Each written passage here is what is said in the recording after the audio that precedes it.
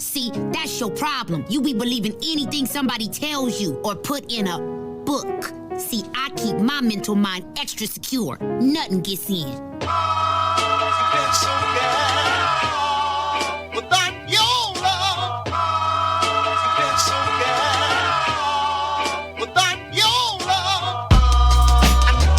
It's about the love change. Do it with some soul and a little love change. Yeah, it's about the love change. Do it with some soul and a little love change. You can't make a change unless you got the love change.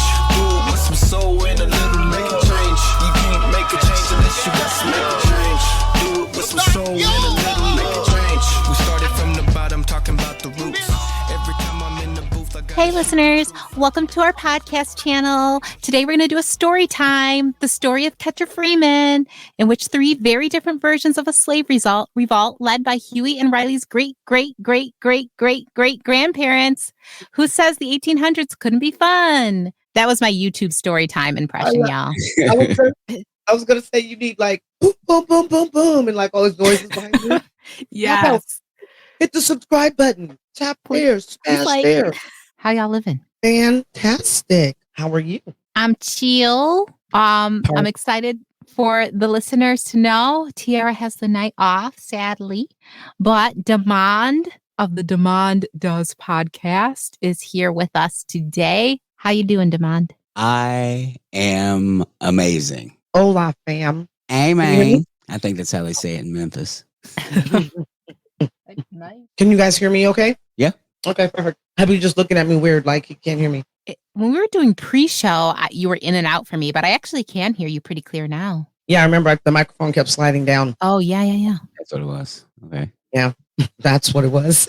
It is what it is. So, welcome. So, tell us, Demand, why are you joining us this week? Why? What's up? Who told you to come? Just kidding. How are you? How's everything going? Like, man, I'm feeling the heat from the spotlight. I feel like I'm on one of those bad 80s cop shows, man. Right. Like, I'm sorry. I don't know. Just coming in hot. No. How are you, friend? I am well. Do you want me to introduce myself? And Please do. You know, I feel like you're part of the fam. You're the extended. You're the cousin that comes into town during the summer. But yeah, remind everybody, please. Hey, hello everyone, and fancy neighbors. My name is Demand from Demand Does the 6 Questions, where the same 6 questions can tell a unique story. And I've heard all the stories from my partners in crime that we're chatting with tonight. It's an interview show. I've been podcasting for about a year and a half now. Met some very interesting people, and it's been a lot of fun. And I am happy to do this again. This is such a pleasure. Thank you. We're always so welcome to have you. And I believe we've all been guests in your universe. And if you guys haven't checked it out, check out in the liner notes and all that good stuff. I'm sure my awesome producer has all that, so you'll be able to find Mr. D, as I like to call him without that sounding too salacious, I guess. So Cousin D, we'll say that. That's a little better. Oh my goodness. So how's the weather out there? Are you also experiencing this weather that the rest of the country or a good portion of the country is experiencing right now? This heat? Actually, it was really beautiful here today. I feel bad that it's been hot everywhere else because it's been beautiful here today. If it makes you feel any better, the kids have been. I don't know if the moon is too close or too far, or the tide's rolling in, or somebody broke the wrong chicken bones or whatever. I don't know what happened. There are pockets of time where my kids become little demons and insanity for like 30, 45 minutes. And then they just love and cuddle on each other again. And it's just crazy. So yeah, it's Mercury retrograde just ended. Say again. Mercury retrograde just ended. So that may have been it. And you do have an Aries. So, it's a few things. All the feelings. All of the feelings. All of them. All the time. And those are just the tip of the iceberg that you're going to experience. Lucky you, Dad. Hit Love the applause and button. life to you. Love and light to you. No. So, and then we chatted a bit beforehand. And of course, everybody that listens, just running right over to the Patreon to check that out weekly. I know it. I don't even have to confirm it with the producer. I know it. And if that makes you feel guilty, that means go do it. No.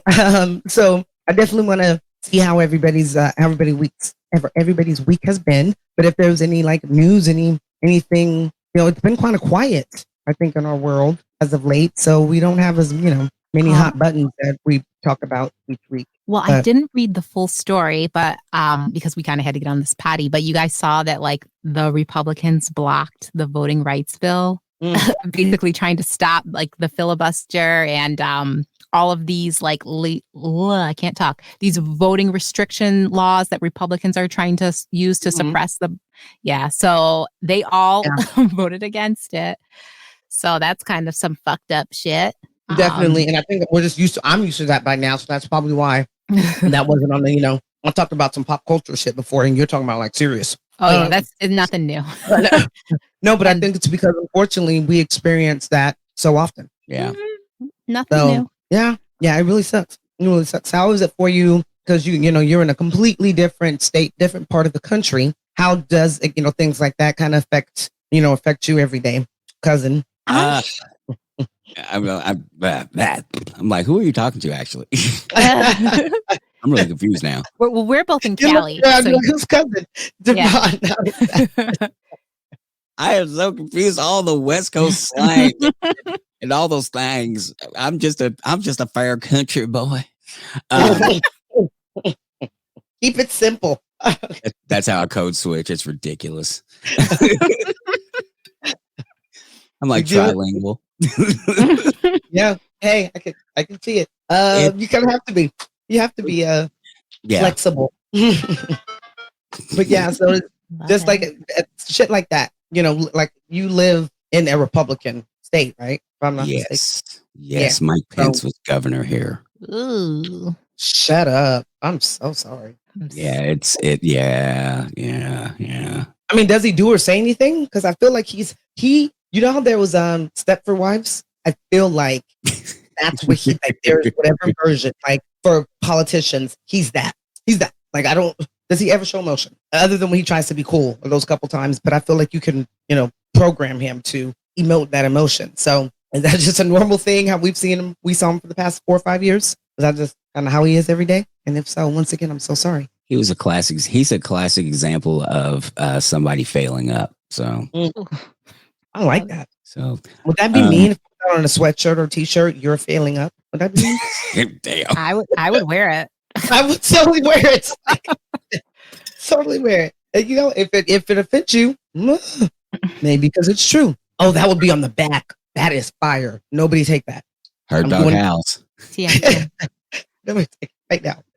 We have proof. It's on audio, guys. I said it. No. He just seemed like such a lapdog during, his time in office. He just said whatever and just really didn't have an opinion. I mean, he was excited to be head of Space Force. It's not a thing. But isn't the like he was Starship Troopers or something. Wasn't he supposed to be like taken out during the insurrection though? Isn't that like the fucked up kind of take on all that? Yeah. They had news for him. They made him a special news. They made him a special one. Wow. They were chanting "Hang Mike Pence." I'm like, but they weren't doing anything, guys. They were just there on a tour. Like that's what some of their defense is right now. We were just going on a tour with freaking zip ties. I've never been on tour of anything and just be like, let me grab my zip ties. They didn't walk outside of the roped sections, so it's okay. Yeah, right. That's what they're saying. Oh, we thought we could take shit. Oh, we couldn't. Oh, we thought it was the best, souvenir spot ever. Like See, once again, I can't let people take my energy and they're making my stomach upset just thinking about it. But I'm rumbling in my tummy. Yes. So yeah, it's very special. It's now I don't know what to be infuriated at more, just how sleepy Joe is, or the game that he's playing, just like every other politician. Look over here, look over here, look over here while I screw you over here. Or look over here, so you can't remind me that the shit that I said I was going to do, I have been nowhere near it. I'm not even on that map to go that way. So I don't know what's more infuriating, that, or is it more comforting that we live in a world where you don't have to be like, what did this president tweet today? So I don't, I'm kind of torn. So I think you can have both. I think it is both. Nothing about his behavior is shocking to me, but y'all know I'm on this both two-party regime. That's how I always say it is.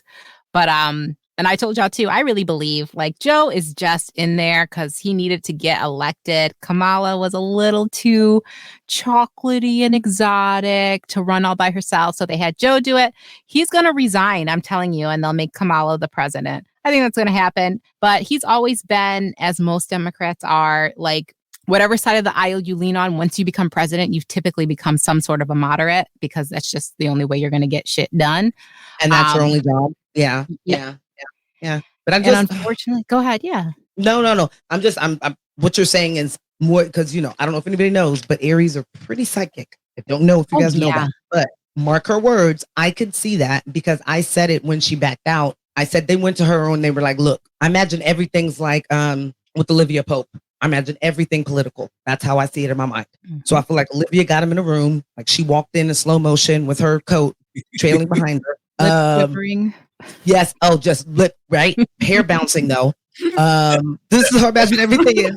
And she went into the office and she said, look, girl, look, sis, this is what we're going to do. Kamala probably gave her a little pushback. And Olivia was like, well, then you don't have to be here. And then everything was fixed. And everybody knew from that point, they were going to go with Joe. And, that Kamala was going to be the mouthpiece. I don't like that she was the mouthpiece of the Juneteenth celebration because the entire time I was like, girl, be quiet. Girl, you're pulling the wool over so many people's eyes and it's not fair that we're still doing this to Black people in 2021. But all right, go ahead and clap it up.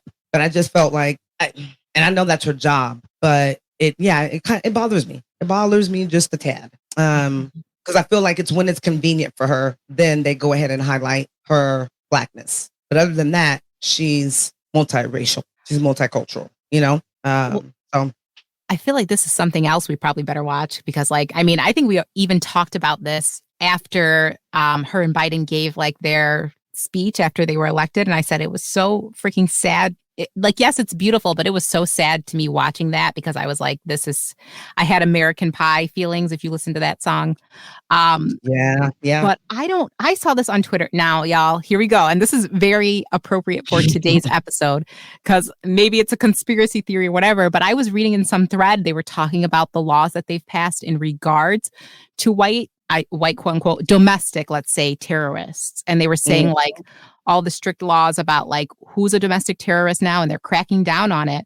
But if you actually read the bill, that's the thread I was reading, they said they are not only cracking down on these kind of, guys who are going and shooting up massage parlors and stuff. They're cracking down on anyone who's out here protesting, anyone who's anti-capitalist. You can now end up on a domestic terrorist watch list. That's all it is. What's that law? Freedom? What is it? Patriot Act. Where you're not supposed to speak ill of the, of the leader. I feel like, and this happened right after 9/11. I think Bush was really kind of enacting it because everybody was saying how he was doing shit. He was the cause and he was dumb. But that's the last time I can recall that they actually started, I don't want to say practicing that, but you saw different situations where they use that as, as their crime. So I can see it very much again now. It's just sad that it's in a time where that should be definitely a crime. And not even you speaking ill, but anything that you do that is domestic terrorism,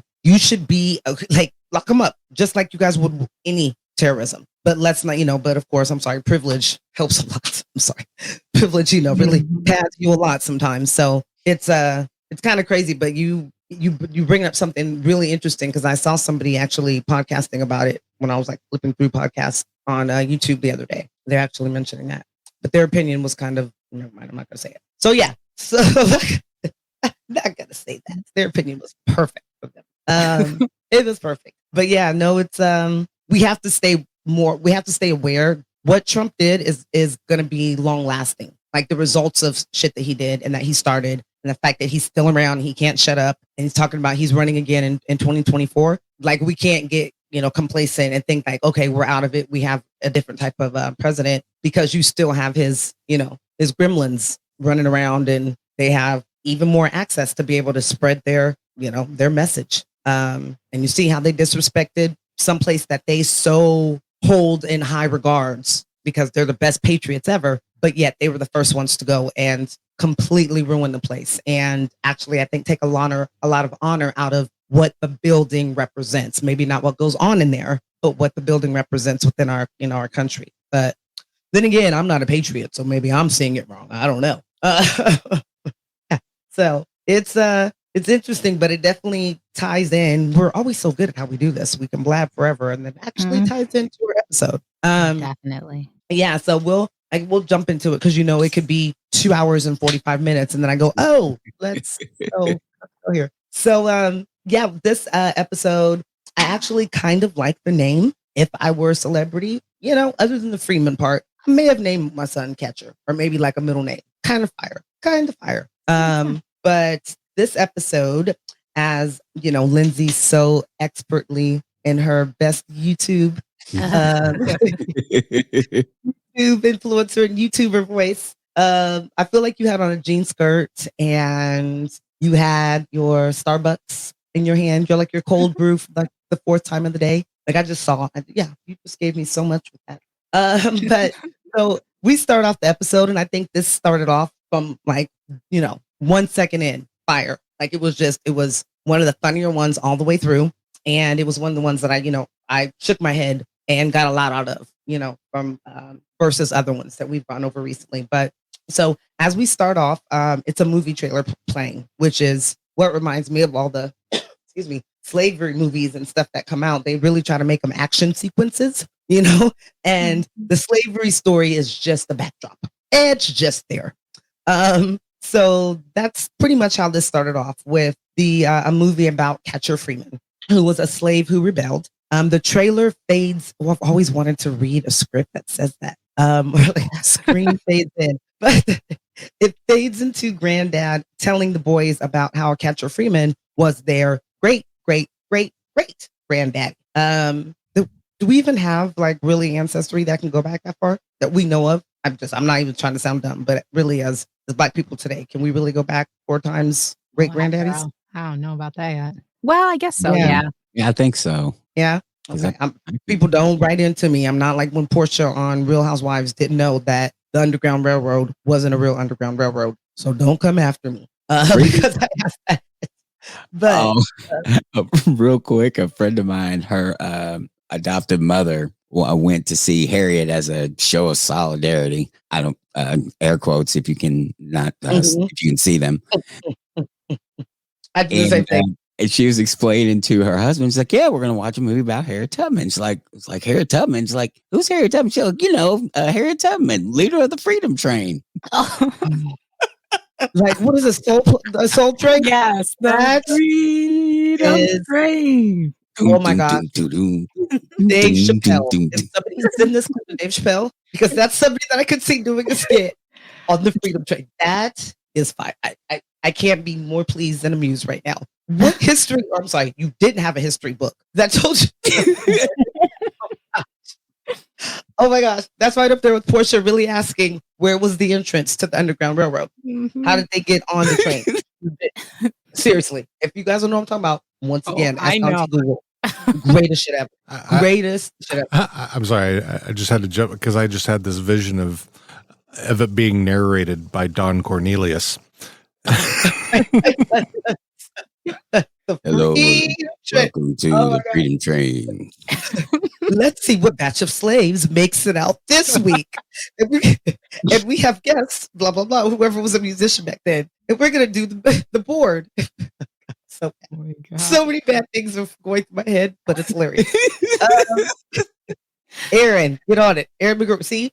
We got an episode. We got an episode right there. That's a good one. Oh, that is so good. I'm so happy you shared that. So as I was saying, their great granddaddy. I'm sorry, great G4 granddaddy. And Riley doesn't believe it, and Riley does it in his best Riley. I don't believe you. So yeah, and then he hurts Granddad's feelings.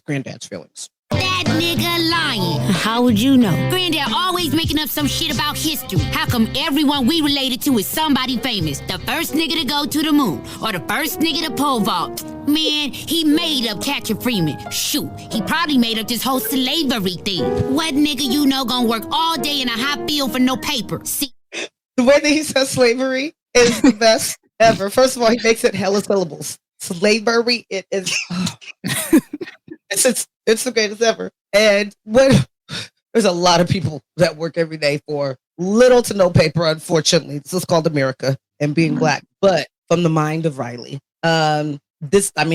easily I had to stop and go to the bathroom because I'm older and I was laughing. So this closer to the episode, I was dying already.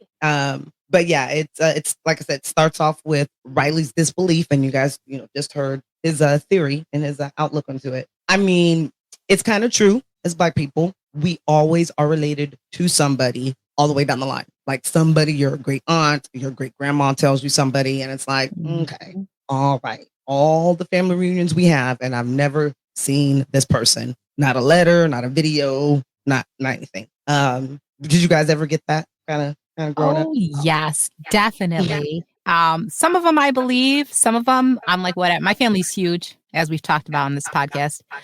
But Ancestry DNA told me that Franklin Pierce is my third cousin, 7 times removed. I'm like, of all the presidents, right? I have to have the shittiest, most racist piece of shit as a cousin. But they're like, and the kidney and here, that's funny. No, I do have Steve McNair, who is a football player. Mhm. He is like, I've talked to him. Jackson, Mississippi, that family there. And then my maiden name is Wiggum, and I guess there was some NFL player that played back in the day that is somehow related to me. And then there was somebody. She was like a funk. She was part of like a funk group in the 70s that had like maybe 2 hits. But nobody ever quite told me her name. So, we'll take that with a grain of salt. But it's funny because we're probably all more related than what we know. Oh, yeah.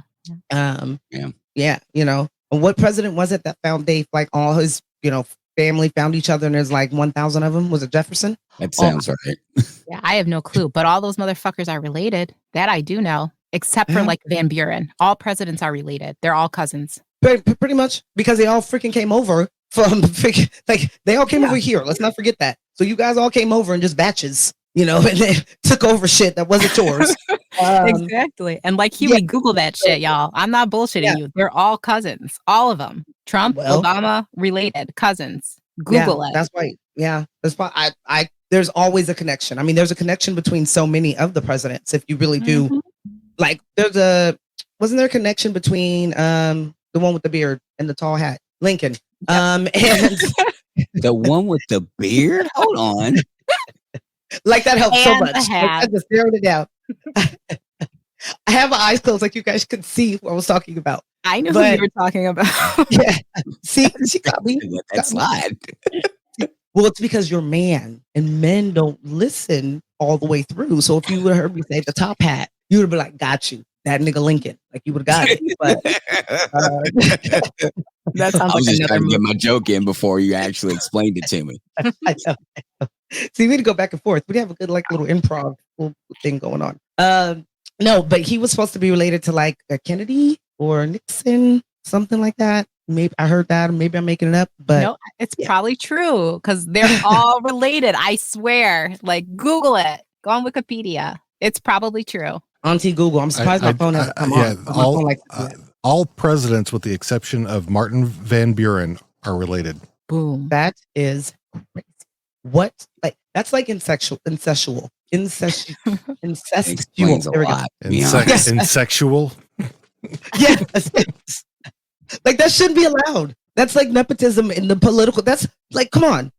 Oh my gosh, come on. If everybody were part of the same family who, well, I was gonna say runs Hollywood, but they do. So let's think of something else.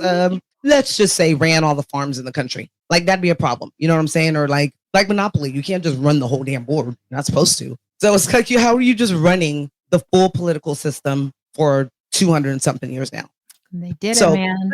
Yeah. Doing So it. this is probably the reason why I'm, for the second time, probably not passing this class that I'm supposed to be taking, because it's about U.S. government. And I'm like, you don't want me to answer the question the way I want to, that I want to really answer it. So I might as well just not do the work. I know that's the shit. I know that's so bad. Shit is summertime. I'm in like, I should be like high schoolers and shit, regular, have school off. But anywho, jumping back into what's important here. So as we are, the story's kind of starting to develop as far as, Riley thinking that Granddad lied and is lying about everything. But then Granddad comes back and he claims that it's actually real and that Catcher was one of their, like I said, one of their relatives, but they wanted proof. So there starts the kind of little flashbacks of what his story is. And we all know the way that Granddad tells stories. We remember the whole, I was at the riots and stuff like that. So we know that stuff comes out in the wash actually being the truth. So let me find where I am, because I am medicated before. So let me get back to where I am. So yes. So he begins to tell the story from the beginning. So he, just pan in or fade to the scene. So just close your eyes and just picture with me. There's slaves working on the plantation, and the plantation owner is George Lynchwater. I love that how you put it, AKA Massa. So he talks about how the house slave Tobias, and I feel like in every slavery movie, isn't the house slave named Tobias? Why is that always the name of the house slave or the rebel? It's one or the other. He's very rebellious or he's a house slave. Once again, like I'm sure we were a little more complex than that, even in slavery, guys. But I digress. So the house slave Tobias came to try and get the rest of the field slaves to stop singing because Massa is a coming. But they tell Lynchwater that Tobias told them to sing. Percy, people, please stop naming your child Percy. This is when that name was out. Like I have to, come on, stop. Let's stop with the Percys. Percy, a field slave, tells Lynchwater that if he keeps beating Tobias, it'll just make them work harder. And then this part to me was hilarious because he basically just kind of proved how dumb, like how much they actually had mind control. Like, how Smokey would be like, I got mind control over him. He tells me to sit, I be sitting. But kind of the same thing, like, okay, I'm making you work harder than what you necessarily need to do, but yet you still want to do it. I rewinded that scene probably 3 or 4 times because I was like, that is genius. That says so much about where we are today. We're smarter than what, than we think we are, but we do make them work a little harder they work a little harder at trying to hurt us. And we kind of like set ourselves up for it, which is the message I kind of took away from that scene. But yes. So of course, like an asshole, like a Massa, he keeps beating Tobias, and then leaves him to work in the field with the rest of the slaves after they tried to basically say, you can't, we're going to do what we're going to do. You're going to beat us anyway. And Tobias kind of failed at his mission, I guess, is the point of that. He was told to go out there and, in a way, warn them that, they needed to be good little Negroes. So yeah. So anything anybody wants to add before I keep going there? We're good. It was so much better, but yeah, go ahead. I was watching it again earlier today, and that conversation that they have after the Colonel leaves could have been any kind of modern. That could have been a modern setting with the conversation they were having, and that part really stuck out to me. That how timeless that conversation is about. You got one guy. Well, if you just stop blaming on the white man, and of course, would you just be on the on Massa's nuts? And that's a conversation that is happening in all over the country. You know what I mean? It's just, they're happening now. I just found that interesting. All the time. And that's something that's super, divisive within our community. And I unfortunately, you see it a lot on Twitter. There's so many of us that have their noses up in the air on Twitter, and they're so much better than other Black people. And it's like, that's because you're behind a keyboard. Really show me that what you're doing that makes you so much better, or you're trying to make our community better. But it's kind of the same thing. Mind your place. There's always one in a workplace, especially if it's an office situation, that is telling you like, just be good, stay in place, come in, play the game. And sometimes you do, but I don't need to be fucking told that. I don't need to be told that by you. You know what I'm saying? Like, you continue playing your little pretty much house slave game. You do you. Get your nose even deeper up there, but I'm going to do what I feel is necessary. But I know we've talked about that before, Lindsay, you know, how you know, that definitely comes through. And it doesn't always come through from another Black person, but yeah, it's people feel unnerved. They feel it's okay for them to tell you how to play a game or, you know, what position you're supposed to play. Yeah, absolutely. That's why I picked this clip that Dean's about to roll, because I called it, in my notes, I just wrote crabs in a barrel niggas, because you're going go ahead, Dean, you can roll it and then we'll talk about it. Oh, I'm gonna escape, all right. I'm gonna escape with this, okay? With my mind. I've got this. It's a play, but for the screen. What screen, nigga? We in the 1800s. I thought of a new way to display moving pictures on a screen. Of course, it's all abstract since I don't have any actual film or cameras or anything, but I'm gonna show Master Curry my screenplay, and when he reads it, he's gonna know this could be a huge production. Nigga, you trying to get off the plantation by selling the script? Nigga, you ain't even supposed to know how to read. How you gonna sell a script, asshole? Plus, it's a writer's strike, nigga. I love that. I love that. Like, let me throw the shit that's really going on in there. But once again, as you know, as Damon just said, that whole conversation could definitely take place then and take place now. But that was so perfect. Like, I loved how they just do it. We're supposed to read. We're talking about what, a screen? Like, that was all super funny to me. But yeah, what were you saying? Because I know you picked that one. We always kind of pick the same ones, and something told me you were going to pick that one. So hell yeah. I didn't. Yeah. I mean, I feel like even though we know Tobias is like the sellout in this whole situation, or that he's going about it a more appeasing way, to me, the funny thing about this conversation is that I have been in this conversation many a times in my career with mentors, with haters, with everyone who's always trying to tell me what I can and cannot do. And I'll be like, oh yeah, I'm going to do this thing and I'm going to start my own business and blah, blah, blah, blah, blah. And they just want to say like, oh, you can't do that. That shit's crazy. What are you even talking about? That doesn't work. Y'all stay in your fucking lanes. Okay. If you want to be an Uncle Tom, go ahead. You do your Uncle Tom shit. I might judge you. I might talk some shit, but I'll talk it to your face. If you want to write a screenplay and get yourself out of fucking corporate and everyone's telling you, oh, you can't do that, you'll never be successful. Fuck them hoes, y'all. Write that screenplay. Be successful. That's why I picked this one. Crabs in a barrel. Everybody has a different purpose. And, you know, people that haven't realized their purpose yet, of course, they're haters. You know, that term, you know, it's old. We were using that shit back in high school, but it's still so relevant. You always have haters. And I always hear Cat Williams say, if you haven't come up on your haters in a few years, then what are you doing in life? So that's kind of like my motivation. Like, if I don't have 7 more haters, even if I don't know that they exist, then last year, then I'm not doing what, I'm not doing what the universe, put me here for and what I'm supposed to be doing. But I love to see, and what's really funny about how this message now, or this conversation now, you are seeing people actually being more creative and taking control of their own destiny, and going to be entrepreneurs or going to be creators. I mean, once again, look how podcast has blown up, because now you can have a platform for people to be creative, even if they didn't realize that it was in them or that it was a passion of theirs.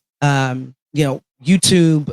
I know Dean and I were talking yesterday about content creators who do movie trailers, or their idea for a movie, very much like the young man who came up with the new idea for my God, oh my God, you guys know what I'm talking about, but I haven't even said anything, but I feel like you guys should know what I'm talking about. Fresh Prince. There we go. So did you guys see a couple years ago where he came up, a gentleman came up with like a 9-minute, mini movie. And I'm not using the right word of what he actually named it, but it was how the reboot, if you want to call it, of Fresh Prince of Bel-Air is actually going to be. So it's more of a drama, and it's set in current times. That's great. Like, to be able to have a platform that you can pursue your passion in spite of people that probably tell you go and get that job at FedEx. You have $75,000 in school debt. Shit, you're going to have debt whether you're here or not. Have it, but do what you're supposed to do. You know what I'm saying? What you're passionate about. So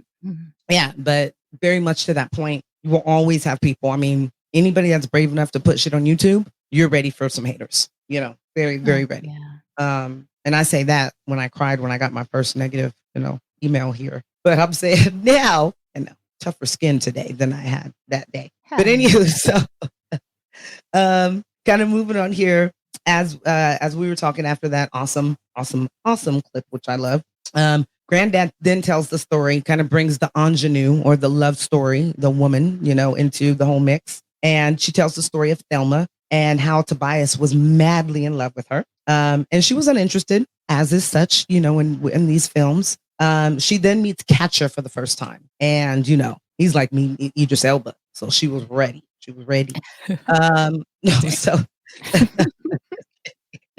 So she meets him for the first time as she was attempting to run away. Right about the time as she was about to get captured, Catcher jumps out of a tree and kills all of the slaves, all of the enslavers. I'm sorry, that were chasing her because there's always dogs and people chasing her. That's another thing that bothers me about movies and TV shows. You could leave 7-8 days before, but all of a sudden they realize the slave was gone, and then all of a sudden they're right on their ass. They're right there, like right there. So things that I would totally edit out of a movie just to be amazing. There'd probably be not, the movie would probably be like a good 30 minutes if I got a hold of some stuff.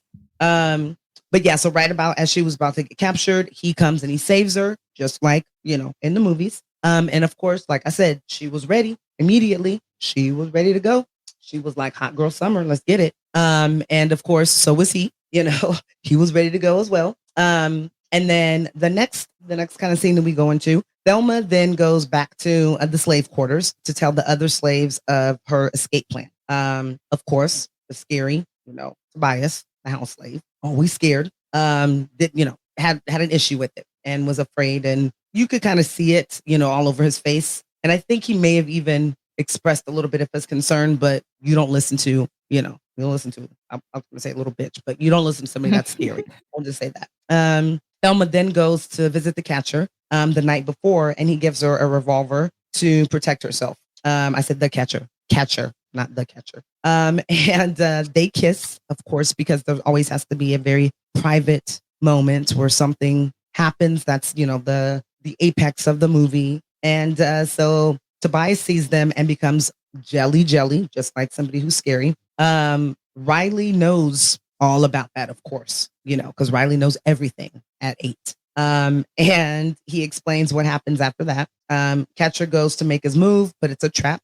But Catcher kills all the slaves. But then Lynchwater grabs Thelma. Thelma bites Lynchwater, and Lynchwater shoots at Catcher. Catcher stops the bullet just like in Last Dragon.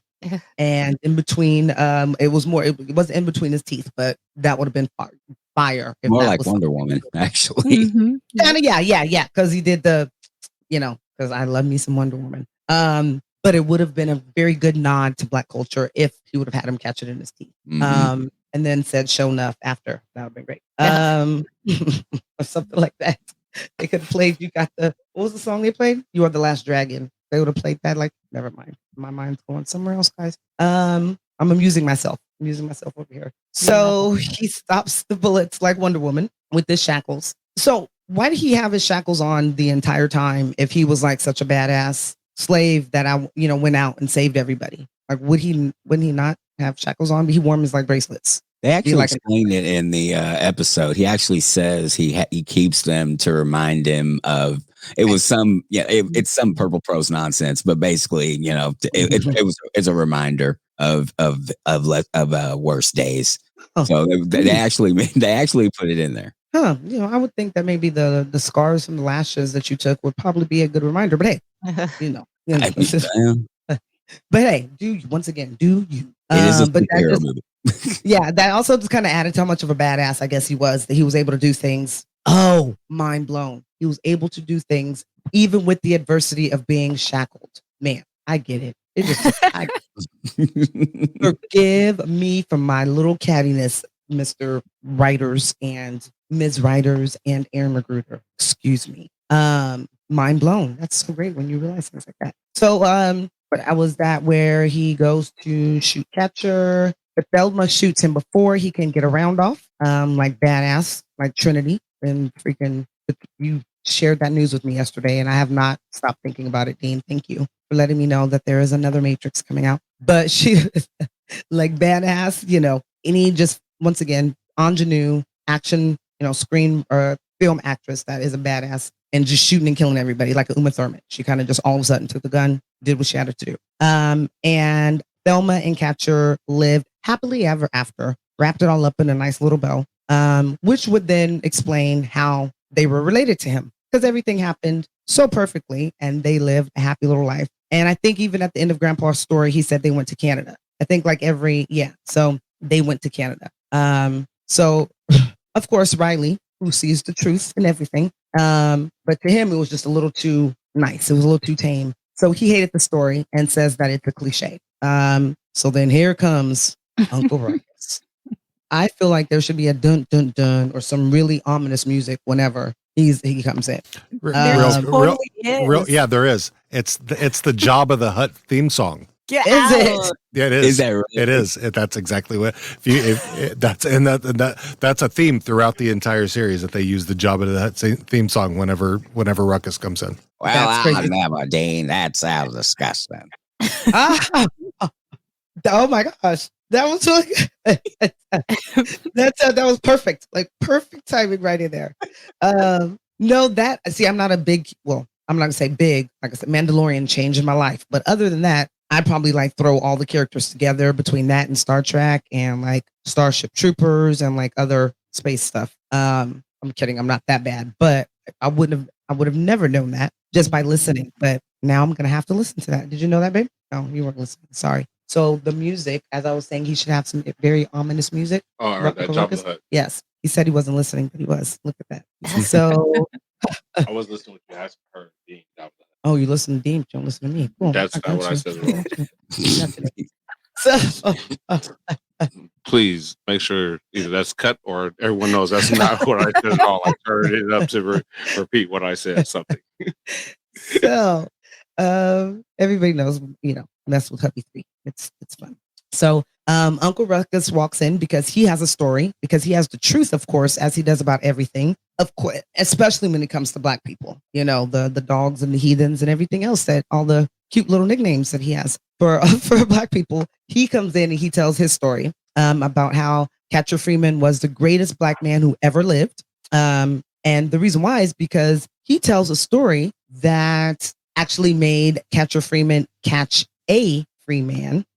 It took me a second to get that. I was like, wait, that's the same thing. But no, catch a free man because he'd been trained by his white slave owners to catch runaway slaves. So he was like a wizard. He could smell them. He knew where they were at, Talk to dogs. Yeah. Oh, yeah. And he had to like salivate like a rabid dog when he did it. Which is also Riley was no help while he's telling that story too, because he's like, "Hey, yo, rewind that back," and he has him flipping through the trees and stuff. Like, what are you doing? That was dope. Like he was loving it. He really was. But that was Riley shit. Like, because I think really deep down, Riley knew that Uncle Ruckus was always full of shit, and to him, he was probably like the worst kind of cartoon character, but like a grown, garbage pail kid. Like if there was a garbage pail kid that Riley would know of, like that had to be what Uncle Ruckus was to him. Like he knew he just talked a lot of shit. He knew that he got under people's skin, and I think he enjoyed that. So he just always I think he egged him on, to hear the garbage even more. Which lets you also know, once again, how smart Riley actually is. But I think by the thing that he says, we know that how smart and witty he is, at least, because it cracks me up. So Ruckus tells them that they have to understand what it was like during slavery. So he explains that the slaves were taking advantage of the white man, of course.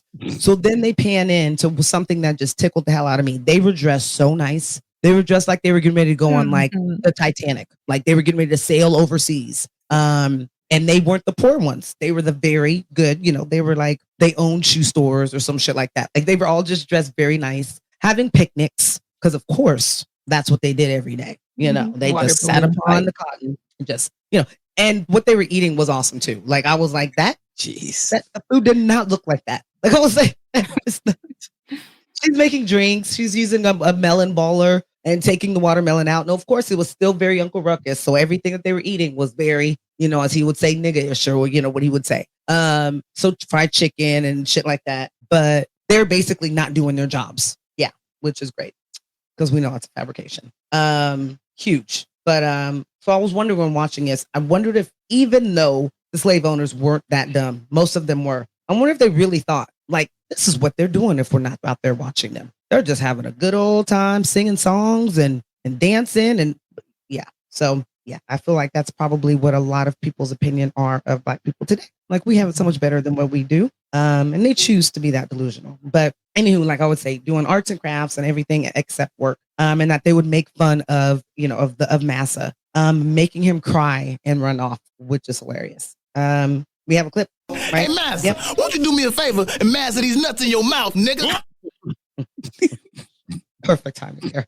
Because I was like, I know I have one that's right in there. But yeah, so Massa walks up and is like, what's going on, guys? Hey, like they worked in a call center. What's going on? Production's not very good. I don't want to bother you or anything. But what's going on? Which was probably the funniest of this episode, I think. Like, can you actually imagine? So Tobias steps in because the slaves are roasting him, basically, like it's Def Comedy Jam, being very disrespectful, as Uncle Ruckus is telling the story. So of course Tobias steps in because he's Captain Sava Massa, and he starts defending defending him to the slaves. But Thelma, she decides that she's gonna send the slaves to kill them both because she's tired of the bullshit, and she's bad. So Catcher leaves with Thelma to get married and live a miserable life in Boston. And this is all how he wrapped it up. So let me go back real quick. I think I read ahead a little bit. Let me go back. So they kind of devise a plan that they're going to go and kill Massa. So they go to do that. And they use Thelma by having her run away. So that's, let me reel you in that way. And Catcher will find her. That was the whole plan. So she then uses her feminine wilds, that very animalistic nature, that women have, especially Black women. And she just seduced Catcher. And he just was seduced because, of course, he was a good slave because he was there to catch the bad ones. So the scene was very good thing that this is not on just anything that your kids can turn it to now. Because that scene, I was like, oh, whoa, okay. I know what's going on there. And so while he's passed out, just like, all Black women do, she went ahead and she tied him up because that was her plan. And she laughs this, maniacal freaking laugh, like, we gotcha, and I'm about to just run everything. So meanwhile, the slaves attack and they kill Lynchwater's men because they were like rabid animals. Hello. You got a little something right there. She's so messing with you. They are like, rabid animals. I love how they all of a sudden had teeth like wolves and they were just like biting through flesh and, running on all fours. Yeah, running on all fours, and they're able to dodge all the bullets and everything that are coming because, of course, we know then all of the enslavers, they had the weapons, which was part of the reason why they were able to go ahead and enslave us.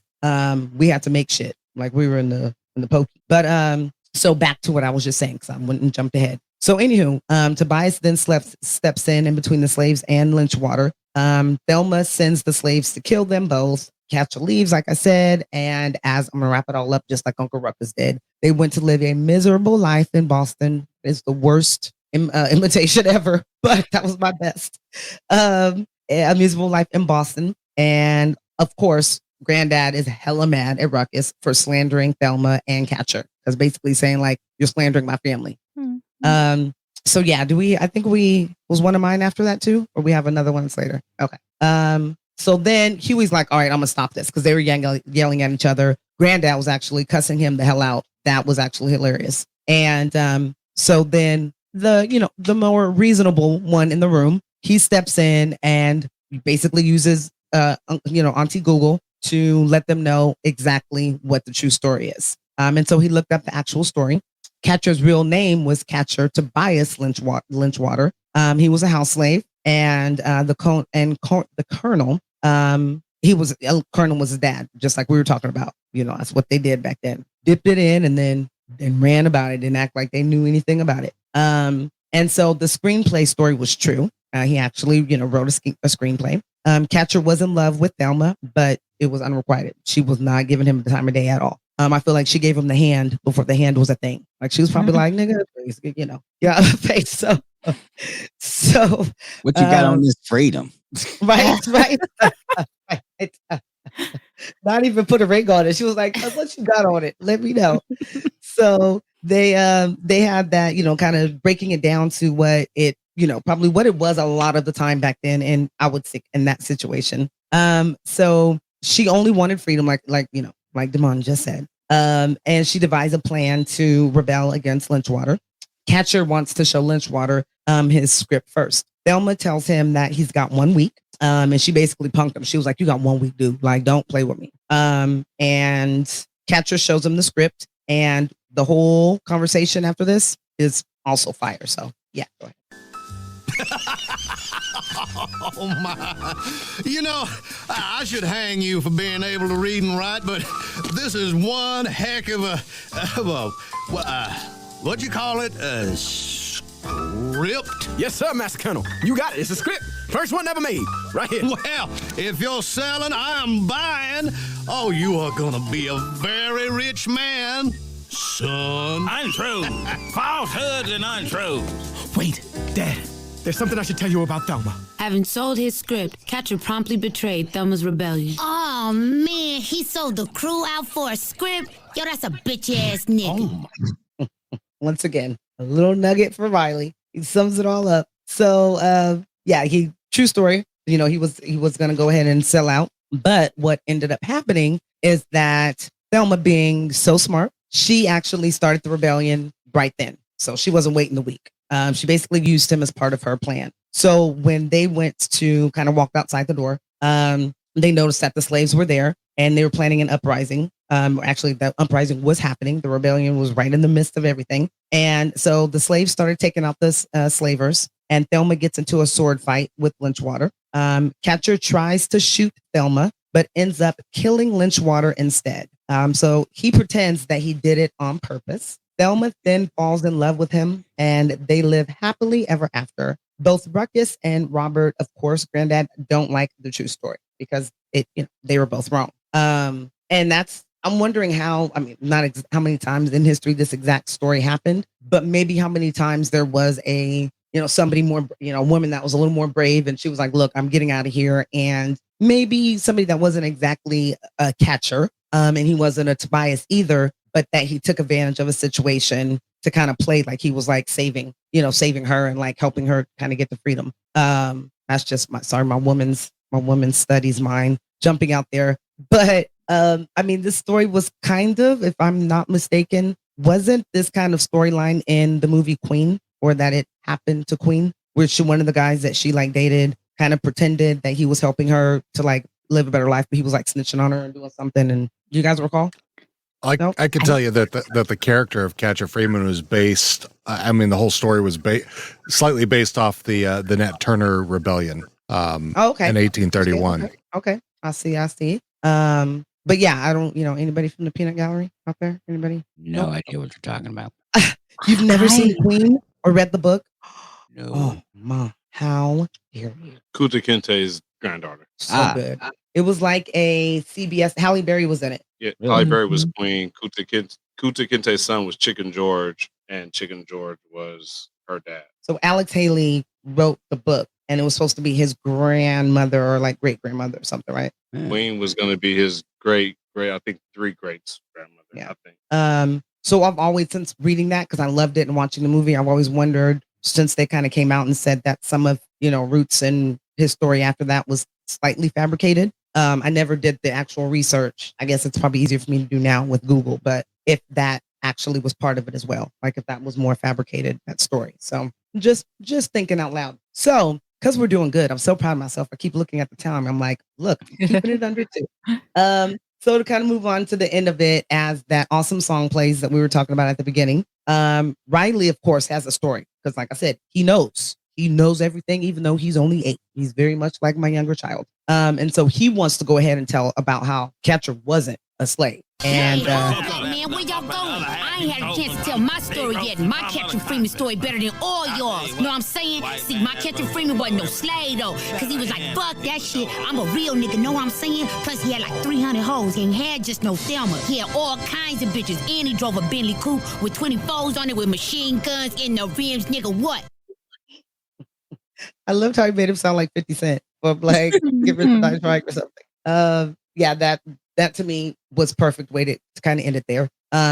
Because it was nothing that Riley could really learn from it because he heard, two bullshit stories beforehand. And then it was very underwhelming when he actually kind of heard the real story. And then, he doesn't hardly ever believe what Huey says anyway. So, his mind that whole time was fabricating his story. But at the end of that, if you guys want to hear like the song that we were talking about, like as that goes out, the song that they were singing in Uncle Ruckus's dream, it was one of the songs that they were singing as a old Negro spiritual, and it's awesome. If somebody would remix that, put it on SoundCloud, do something, I would be very, very grateful. So that's as the episode comes to an end. What did you guys think about it as a whole? Anything to kind of add before we get to our awesome white people question of the week? First, let's talk about Riley because I thought his role in all of this to me was so amazing. He's a kid, I get it, but was so amazingly hypocritical because Riley is always exaggerating stories. So when he's like calling Granddad out for his bullshit all throughout it and then like hyping up Ruckus, to me, it's just hilarious that like, why do you have such an issue with Granddad, telling this kind of, heroic, exaggerated story? But nigga, that's what you do every episode. Everyone. So, I think he takes from it the way that he wants to. So deep down, he takes away the good stuff, but he just likes, egging people on. He likes trolling. He was trolling way before trolling was an actual thing. So that's he's like the best. Who trolls really well? 50 Cent. Yep. Soulja Boy. Like he was them before. Yeah. So anybody that just trolls so well all day, every day. Donald Trump, he was the worst kind of one. But that's what Riley does. Like, so he's so intelligent that it's kind of like that first scene that I was saying, like, how the slaves were like, dude, we're making you're working twice as hard just by kind of being like an asshole. So he kind of does that. Like, you're working twice as hard to prove yourself to me. And all I'm doing is, once again, like kind of trolling you. So that kind of shows once again how smart he actually is. But then again, he's not a hypocrite. Girl, you can't tell him he's a hypocrite because it's Riley. Riley is the dopest shit ever. So, he's like an old person that goes, you don't do what I do. Okay. I can do that because I've been here 1,000 years. So that's a good way to kind of wrap it up. This is another episode where Riley just kind of shined, but he played this very small kind of role in a way where he, like you said, he helped with every storyline that they had, but he was just he was the antagonist. So he did it very well. One thing I wanted you guys to possibly discuss or see if you guys saw it as well is normally in Black households or when Black people are talking, they'll say behind every man there's a strong woman, or maybe everyone, not just Black people, but my background. Anyway, behind every man is a strong woman. So the first two stories, the hero or the person of the story was supposed to be Catcher Freeman as the one that had been the hero, but the true story was that it was actually the woman. So to me, that was more Aaron, or not more, but that was Aaron McGruder kind of paying homage to that story about behind every man is that strong woman that's actually supporting them and leading them type deal. And especially back then. No, but especially back then. So he's definitely paying homage to, I think, Black women, and then strong women overall. Look at that. See, that's why I married him, guys. Look at how cute. Fiction, not facts. But no, that was, I kind of noticed that as I was thinking about it right before we got on.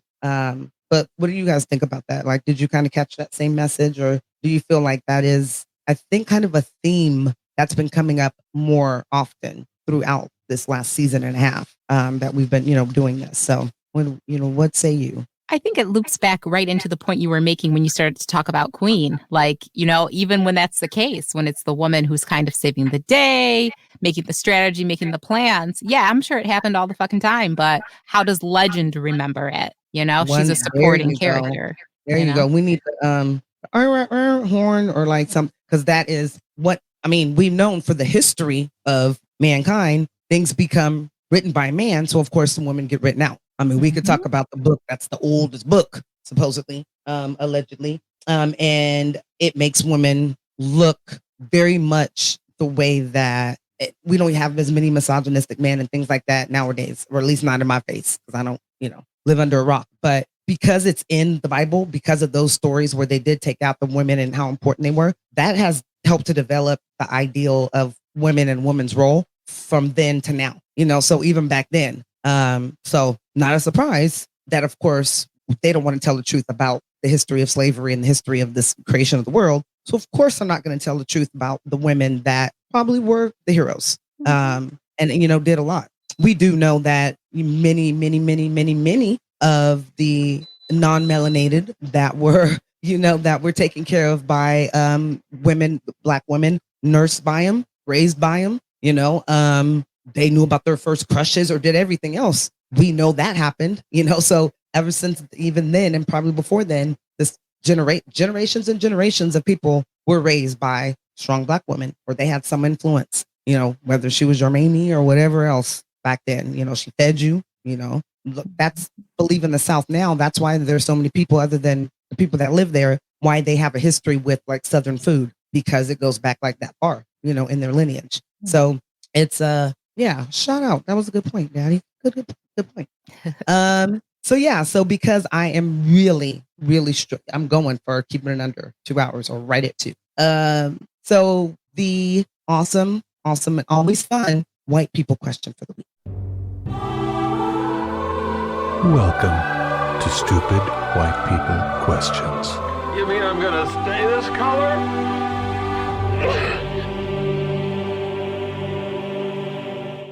Hello, everyone. Oh, yeah. Oh, man. This was a really fun episode and good. I mean, the thing I liked about this episode is kind of like the last one, the S word, where there was no definitive answer, really. It was like there's 3 stories going, and as we all know, history gets written by different people and to make certain people look a certain way. So yeah, that's what Magruder is brilliant with doing that kind of stuff. So big props to him. But as far as the white people question, I came across this on TikTok, like I do. And this was one that I actually came across organically.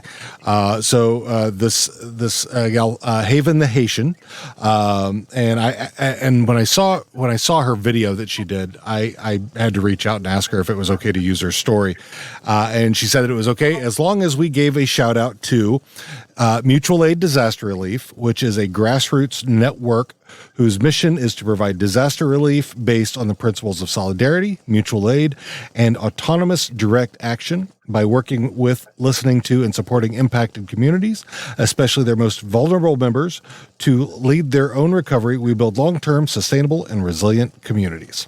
And you can find them you can find them at mutualaiddisasterrelief.org.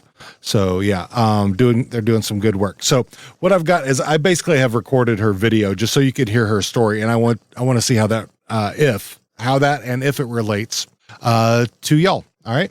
Awesome. So when I was in the Navy, I was a mechanic, specifically an airframer. And when you're a mechanic, you have to go to maintenance meetings. And maintenance meetings are usually ran by chiefs. Now, the position of a maintenance chief is like a revolving door. They come and go maybe once every 2 years. And one day we got a new chief who was running the maintenance meeting for the first time. So naturally, we had to all introduce ourselves. Give him name, rank, and cite some cute little factoid about yourself. Since I was the lowest ranking member in the room, I had to go last. So when it was finally my turn, I said, "Hi, I am AM3, redacted. Nice to meet you." And this white-ass chief was like, "AM3, redacted. That sounds pretty exotic. Where'd you get a name like that?" And because I've always loved to make white people uncomfortable, I turned to him and said, "I don't know, probably from the slave master who raped my ancestor." I don't think he ever asked me a question like that again. I like her. I followed her right away. I like her. Yeah. Yes. I feel like you and her would like probably be the best friends and have the greatest stories to tell, Lindsay. Definitely. Shout out to her. Shout out to the organization that, she asked us to mention. Beautiful soul. I just turned my TikTok down on low and just was looking at her, and just her energy is awesome. So follow her, you guys. Heaven the Haitian. Go ahead, sister. I like it. So, yes, I've experienced things like that before. I could probably speak for Lindsay and say that she has as well. But I think it's because anytime that you're in a corporate or higher education situation, you're going to get that. okay, let me boil that down more. If you are in a situation where you are a woman of color in a room where there is a majority of white men, you probably are going to deal with a situation like that. And it's how you deal with it. And that is one of the ways that you deal with it, because making them comfortable and leaving them speechless is the greatest thing that you could possibly do. I would have probably floated out of that room on air, or maybe even moonwalked. Just maybe moonwalked on their asses, like just to prove a point. So yeah, I definitely have too many stories to share, probably. But I know, like I said, I feel comfortable in speaking for my sister, Lindsay, because once again, you're in an environment where you are the minority and the majority are, the Brads and the Toms and Steves. That's what happens. For sure. In my experience, honestly, like after, playing it like Tobias, and not even, because I was never kissing anyone's ass, but you just get on, what they say, get on to get along or whatever. Just being quiet, minding your business, being a bland person. Like when people start hearing this podcast who I've worked with, they're going to be like, what the fuck? They're going to talk about them. Did I do that? You're going to start getting the best like gift baskets and invites to places and shit, out of that guilt. Oh, no, they'll try it. There's some out there already trying to like shuck and jive and say like, oh, no, but you see, and this is the opposite reaction you get when you do shit like this. She's bitter. She's crazy. She's so cynical. You see how she's on this podcast? That so never happened. Yeah, exactly. They try and still, switch and play victim. But I reached such a point towards the end of my career working for other people that I would just say shit, not even in a way to like, catch them off guard or surprise them, which I don't think she's doing in the TikTok story either. It just is what it is. Like, stop bothering me, nigga. Why are you trying to bother me with this insecure shit? You stole my work. I did that. Yeah. You sat up there and took credit. And then you just sit there and look at them like, well, no, it's a team. No, dude. It is what it is. You did what it is. Let's move on. Like, you kind of just get a whatever, nigga attitude towards it. And yeah, it does happen a lot, and it does happen all the time. And the more you stop giving a fuck, the more you're just going to call it like you see it. Yeah. And that's what happens. I wish there was like an easy button where you pressed it. It would say like Riley's voice, like, get the fuck out of here, nigga, or like whatever, nigga. That would be the greatest. And like, you don't get in trouble, for being in a corporate environment. I don't advise anybody to do that. Let's just, I don't want anybody to have their phone ready and using that in the meeting. But if you do, make sure you record it and then go ahead and tag me on it, because I would love to see it. But yeah, it's just something happens. And I think that it probably, when it happens to Black men in a corporate environment or a work environment or whatever it is where, that aggression may happen, it's definitely, it's on a level where their goal is to try to insult your intelligence, where they definitely do, with women, but they try to placate us as well. They try to like dip in the sugar before. I think when it's a man-to-man situation, they kind of try to like swing their balls and do some shit because they know if Black man pops off, I can have you in HR expeditiously, where they'll play games with women a little bit more, with women of color a little bit more. And I don't know why they would do that, because we're very good at passive aggressiveness and very meticulous when we are done with a situation, especially in a work or any type of environment. Like, don't play. We will come to work and not do shit. Yeah, they think they're smarter. They think like you're not. They really think that there's no way she can outsmart me or best me, or y'all niggas gonna learn. Demand, I know a lot of you already have. Womp womp. Yeah. Demand, have you experienced any shit like this? Yeah, I was gonna say that. Yeah. I have a thing with my not exact. I'm a massage therapist, so it's a little bit different dynamic. But my name gets mispronounced a lot, and six, and you're looking at 6 letters. Not that difficult, right? And so what usually happens with me is it'll be Desmond, like, it's Damon, and I've gotten to a point, because if you ever get a chance to ask my wife about this, I was way worse before, because there would be aggressive energy. There was energy behind me saying it's Damon, because you are going to say my name right. You will say it. Felt like Muhammad Ali for a second. Say my name. And so that's what'll happen is like Desmond, it's Demond. Damon, it's Demond.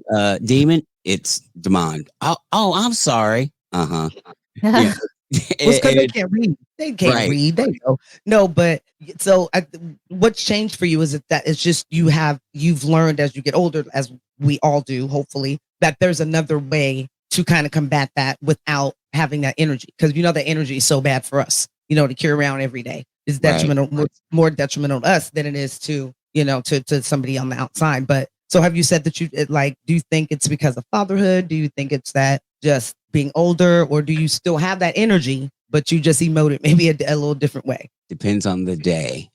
Because and that's the truth of it, because of it, I go out of my way to make sure I say people's names right. However they want, whatever their name is, however they want to be called by, I will call them by that until they tell me different. And so I just want that same respect.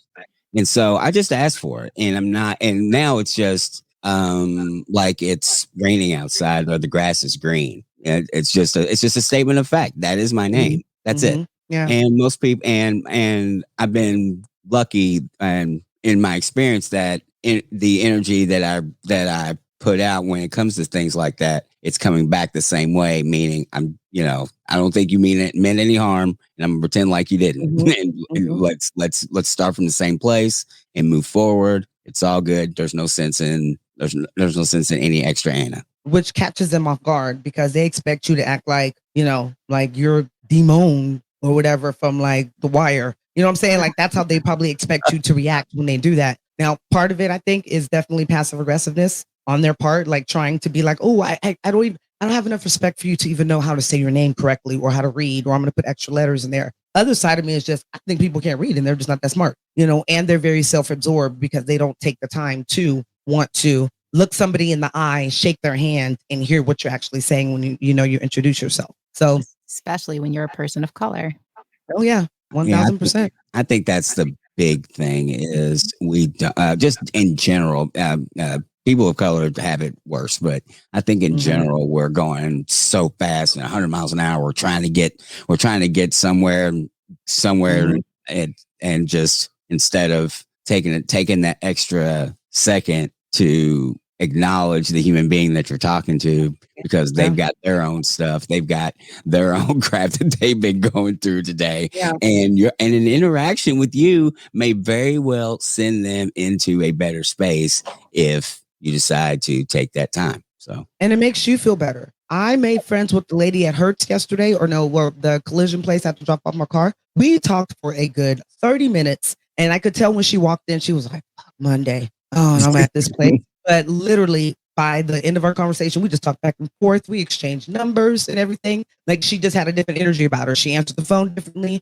And I didn't walk out of there going, I feel good. But if you do think about it, it makes you feel better. And it's like, hey guys, you know why? Because we're humans and we're meant to be kind to each other and interact and make somebody else's day better. Like it makes you feel good. If you put more energy into just being positive, you feel so much better than when you are negative. If you ever notice you have a really negative kind of day, you wake up in a bad mood, the day just keeps getting worse like that. And by the end of the day, you're exhausted. It's that kind of, it's that same kind of idea. So, once again, we could have a resurgence of the 60s where it was all love and, let's love each other. I think we need it. Maybe some people are kind of getting back into the drugs and the other activities that were going on back in the 60s. So we may almost be there, but dumb it down like that, and to make it simple, just do what you were taught in 5th grade. The very first book you read, the whole story, the whole purpose of it was be kind, love your neighbors, don't say anything if you don't have anything nice to say. It's simple. It's super simple. But if I had to say anything to kind of take away from that whole experience, just shut your mouth. Just shut it on up, or you're going to get told like Heaven the Haitian so eloquently did in that. So once again, shout out to her for that. Hell yeah. And balls to do it in the military, like Queen. I mean, facts. Badass right there. Especially being a junior military person. I mean, the most junior person. Oh, excuse me, sir, while I whip this out and plant this on the table. Wow. Right? Like, let me tell you something. I may have to run extra miles and things for later and push-ups, whatever else I may, but let me go ahead and get you straight right now. She should have said, you can't handle the truth. So another super, super, super great episode. I am just 4 minutes over and I feel very, very proud. I'm patting myself on the back. Hell yeah. If you guys follow my other podcast, I'll be at like 3 hours. Oh my, we have fireworks going on. I don't know if you guys can hear them, but they are lighting them off. Like it is the 4th and I'm sitting on the marina somewhere at like the big city fireworks. But they're celebrating you. You know what? I like to think that too. I like it. So thank you guys so much. I mean, another great episode. Thank you to, like I said, our extended family, Demond. And Demond, why don't you go ahead once again and kind of let everybody know in case they were not listening at the beginning where they can find your awesome podcast and, you know, all your info. Of course they were, but I'll go ahead and repeat it anyway, since you asked so sweetly. Thank you. I am at Demond Does on Facebook, Twitter, and Instagram. If you want to shoot me an email, it's demonddoes@gmail.com. And you can find Demond Does the 6 Questions anywhere you can download a podcast. And can I just go, I'm not, share it a whole lot, even though I realized today that I did kind of share it when I was on Dean's show yesterday, but I know how great our voices sound together and our energy. So all of you will very shortly be able to kind of start hearing us together. So keep an ear out and eye out for that. Unless Demond is, keeping it as he's just a guest on here and he's trying to break up our family. No, I'm kidding. I'm totally messing with you. Check out that. Check out all his podcasts. Like I said, it's really good conversation. And I totally enjoyed the way myself as how he has all the questions set up. It's like he knows you before he's getting really to know you. So it's really awesome. Miss Lindsay, what you got going on? Anything as we get ready to get up out of here? Child, all I do is work. But we got some big shit dropping probably next month. And I will... Y'all see it. I be showing out. I'm about to show out on my LinkedIn. You motherfucker spot. Yes. Oh yeah, I just got back on LinkedIn. It's actually pretty bright. It's like Facebook way back in the day. Like you make a lot of connections, but it's much better. So I'll have to add you on there. But like she said, she knows you see it, and that just reminds me of was it Young Jock who sang that song? I know you see it. That's pretty fire. I like that. So, and for me, you guys always know I talk so much, so you guys know where you guys can find me. Hook up with me. Podcast coming back this week. Merch coming out and everything. And what about my awesome or our awesome? No, I would say producer, but I just dropped so bad. I was like, what is the word? Yes, I got distracted by the fireworks. So yes. Anything it wasn't my striking image. Yeah. Well, as you're aware, but everyone else will soon be aware, you were on Podscure. I do have the recording this time. This time, all right. And I don't know if it will be dropped. It'll be out there by Thursday, if at not some point tomorrow. It was a pretty quick edit since it's just you and me, and since Don was under the weather. And by the way, Don ended up having to go to the hospital today. He had some sort of event where he kind of passed out for a minute. Holy shit! But but he's light and energy and healing all to him. That's but he's back at home, so he says he's feeling fine. He said they couldn't figure out why my system rebooted. So was he Johnny Five Alive? Like it just rebooted. Yeah. Well, healing to him. Yeah, take it easy, rest. Do the old school thing. Drink water. Eat well. Yeah, and he is definitely trying to do that. But yeah, he wasn't. They couldn't really come up with a reason, but he does. I mean, he does sound like he's feeling better right now. So, and then those of you who are crossover fans from How Are You Now, our Letterkenny show, we're doing a live stream on July 1st to talk about Letterkenny seasons 10 and 11, which they just got through filming both seasons back to back. And I will also be talking about the new spinoff series for that called Shoresy. So we're going to, on the first, Canada, which happens to be Canada Day, and also happens to be Jared Kiso, the creator of Letterkenny's birthday. So we'll be doing a live stream and having some folks on there and talking about what we expect to see for the upcoming season and just kind of chat with the folks. So if you're a fan, get your life together, put it on your calendar right now. That's right.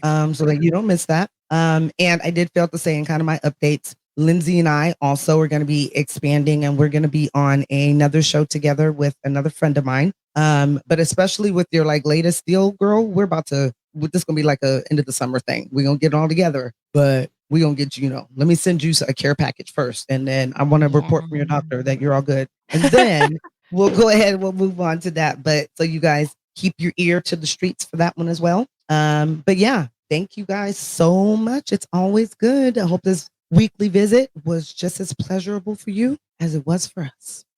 Don't take this the wrong way, but I need you to get the hell up out of here.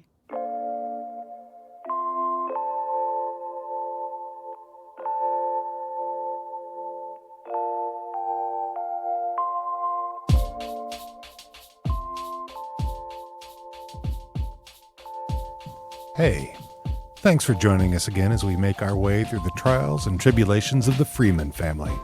We hope to see you back again next time for The Story of Gangstalicious, Part 2. Want to know where to find us on the social medias or where to subscribe to the podcast? Just head right over to www.theboondockspod.com/links. Have a stupid white people question you want to leave us? Email us at host@theboondockspod.com or leave us a voicemail at 760-933-8636. That's 760-we-3-undo.